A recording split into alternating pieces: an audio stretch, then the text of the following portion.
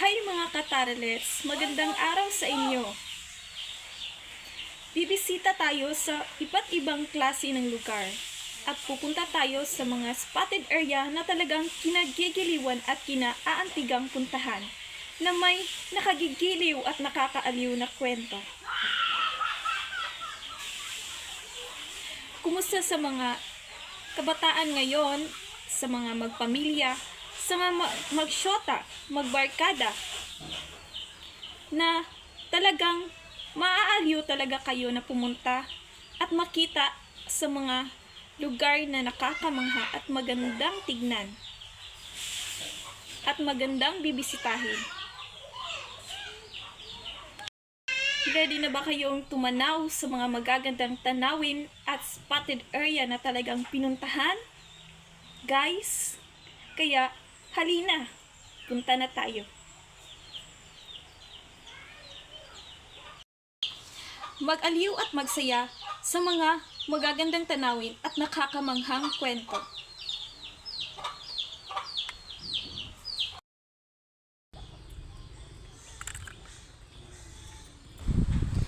Naglakad muna ako para makita natin ang kabuuang ganda ng lugar.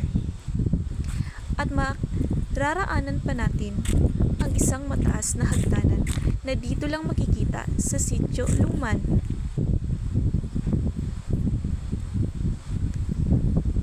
At malapit na nating makikita, guys. Iyan, nakita na natin.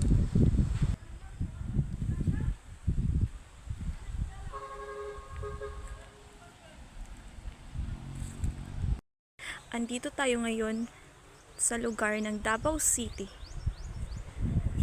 sa area ng Luman, Sitio Luman. At meron silang hagdanan na napakataas. Nakakatakot nga kung dumaan dito, pero kung humakbang ka lang, mawawala na yung takot. Yan nga, nakakatakot nga. Tinry ko talaga. Ayun pa, yung mataas pa ang lalakbayin doon sa may tuktok pa ibabaw. Sa lugar talaga ng Luman, merong mataas na hagdanan. Ginawa para may mararaanan. Ayan, malapit na tayo. Sa wakas! Nakarating na rin tayo sa tuktok. Hi guys! Nakarating na rin tayo sa tuktok, guys. Napakahirap pala, guys, ng guys, umakyat dito pataas.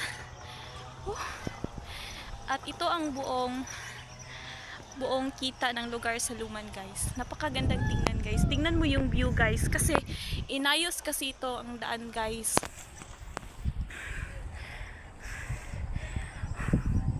Ito, guys, ito yung buong lugar ng Luman, guys. Napakaganda ng view.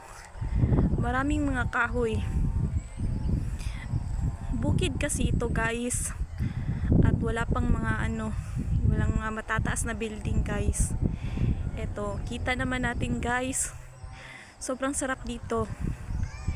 Mag-trip, mag-banding. Doon, iyon yung guys. School vert doon, guys.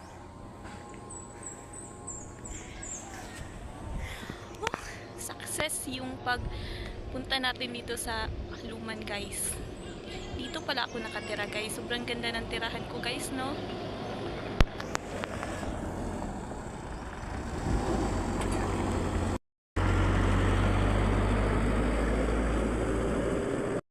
Ang mga pamumuhay ng mga tao dito, guys.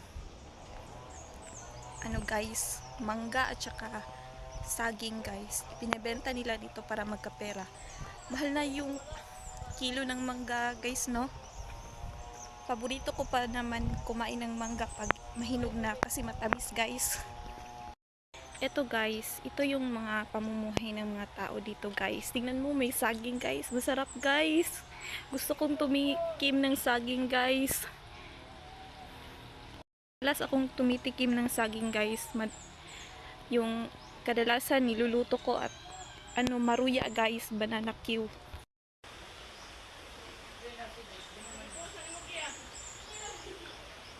Ito guys, may mga mangga dito guys. Maliliit pa ito kasi bagong balot pa ito guys. Yan. Kasi andito nga tayo sa area ko. Meron akong itinanim dito na saging. Tawag dito guys, tundan. Yan. May dalawa ng bulig guys. Ito. Yan. At ayun pa guys. Basta may tiyaga, may nilaga. Pinaghihirapan talaga guys. Magtiyaga talaga guys. Ang goal natin.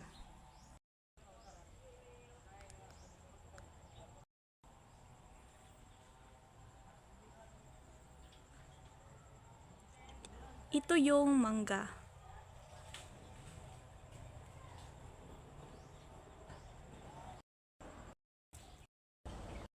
Pabalik na tayo sa bahay ko guys. Yan guys. Medyo mahirap yung daan guys. Pero dahan-dahan lang. Yan. Ito yung guys. Ito yung nakasumpay doon sa may ibabaw guys. Ito yung tawag dito ay stolbert. Yan. Pasok tayo guys. Punta tayo dito. Hello! Nakakatawa guys. Yan. Ito yung madalas dito guys, dumadalo yung mga tao dito guys. Kasi maglaba at saka maganda ang tubig dito guys. Maganda ang area. Ang sarap-sarap sa bukid guys. Kasi nga bukid tong lugar na to guys. Marami tayong kahoy na makikita. Napakalamig dito guys. Malapit na tayo sa bahay ko guys. Yan guys, pinapawisan ako guys. Sa wakas nakarating na ako sa bahay ko guys.